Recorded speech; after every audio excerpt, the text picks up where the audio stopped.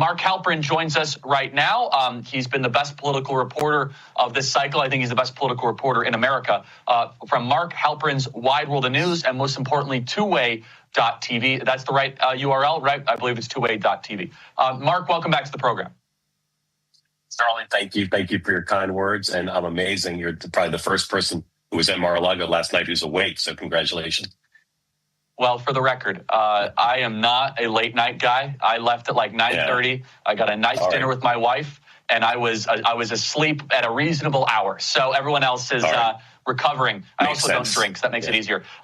Mark, and I say those words because you've earned them, because you have been a straight shooter. You're not one of these new era political journalists with an agenda. You have a very interesting take, which I agree with. It's a contrarian, but it's true. You say your base case right now is that Donald Trump is going to get his cabinet, specifically Matt Gaetz and Bobby Kennedy. Please make the case to our audience. Well, I don't think it's a sure thing, but I think people are being too caught up in the way most of the media covers confirmation controversies, which is I call perils of Pauline, which is like everything's raining out of control and there's all these issues and the person's never going to be confirmed. I think that President Trump won, and the Republican Party recognizes the magnitude of the victory demographically, geographically, electorally. And I think it's going to be difficult for 4 senators, which is what it would take for Republicans, to vote against these nominees. There are 5 of them now that are controversial, that want to shake things up, that have biographical facts and positions from their past that make them not every senator's favorite choice.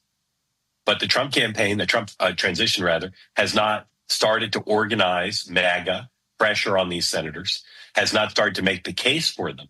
And I think the media narrative leaves out the fact that Bobby Kennedy was chosen for this job because he's inspiring tens of millions of people about children's health.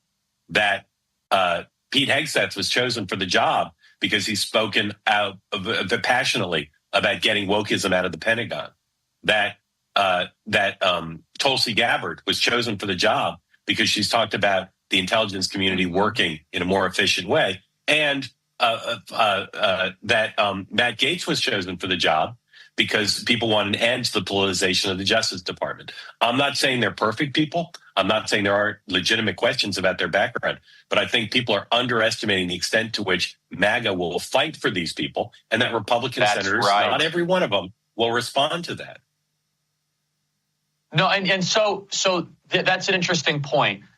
And it's a unique thing because the senators that very well might hold this up are from very, very red states, of which it's overwhelmingly pro-Trump, where there are real threats of primary challenges, of which some of these old bulls in their mid-80s have not experienced this sort of combination of a mandate election.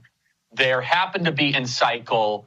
You have very popular, albeit unusual, cabinet picks. How will the old bulls be able to get through that? Well, look, there's the dynamic you and I have just talked about, which is the threat of a primary challenge or pressure at home. But there's another more kind of mundane thing, which is right now every Republican senator has staff members, donors, constituents, and maybe even some family members who'd like to work in the Trump administration. And if they want to have their folks eligible for jobs, I don't think they're going to be in that line anymore if they're the ones who tank any of Donald Trump's nominees.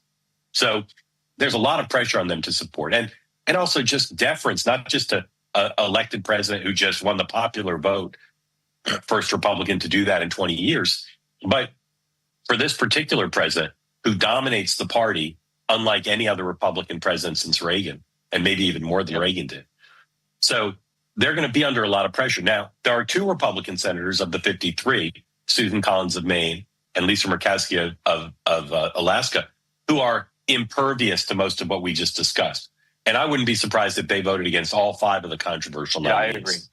I agree. But that means there still need to be 2 more. Now, Mitch McConnell, we know Mitch McConnell, not particularly beholden to MAGA.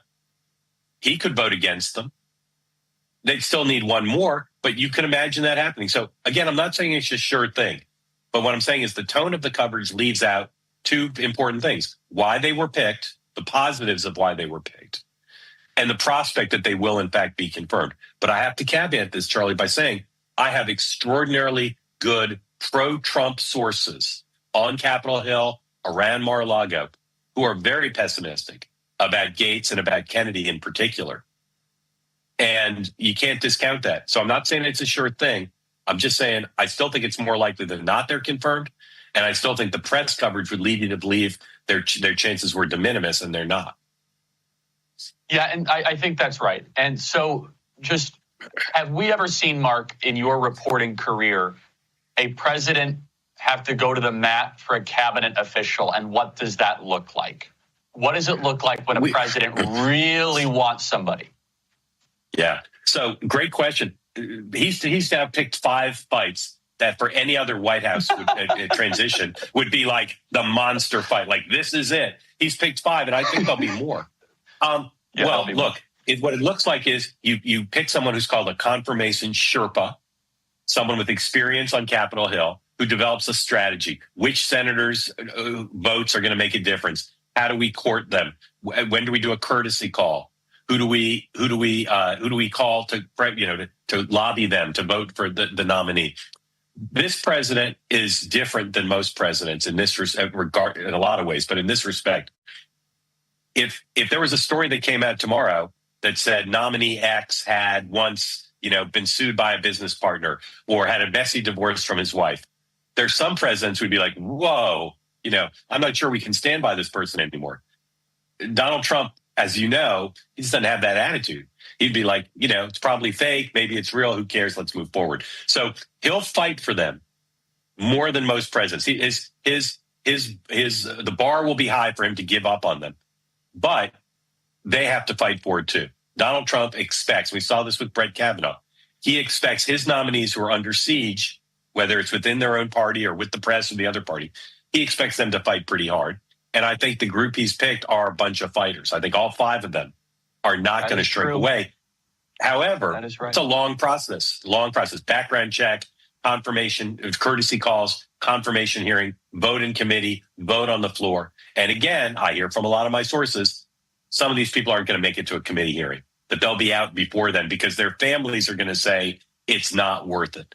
And I think that's true. Every one of these folks is going to go through, as much as all 5 of them have played at a high level in national life, whether it's media or politics or law or something else, all 5 of them are almost certainly going to go through before the hearing a tougher level of scrutiny than they've ever gotten. And that's not for everybody. It's not for every family. But Donald Trump will be there for them. If they want to go forward, I suspect he'll be there for them.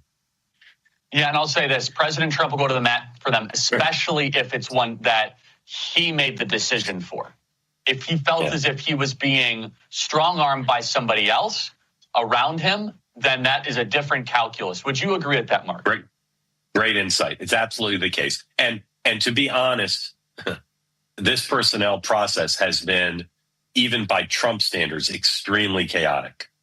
Extremely chaotic. It's been Three's Company meets Game of Thrones. Just everything's sprawled all over the place, and people are named, and other people who are supposed to be in charge don't even know it's happening. So I think you're right. There's some in this group who he wanted, he chose, he will fight for them. If it was kind of not imposed on him, but it wasn't his original idea, and he was a little ambivalent about it, he may not fight as hard. But I do think he doesn't want to lose. But again, this is the Trump mentality. It's one of his advantages is if one of these people go down, he won't think about it for 20 more minutes. He might personally feel bad for them, but he'll switch on a dime and say, all right, who are we nominating next? How are we going to get that person confirmed?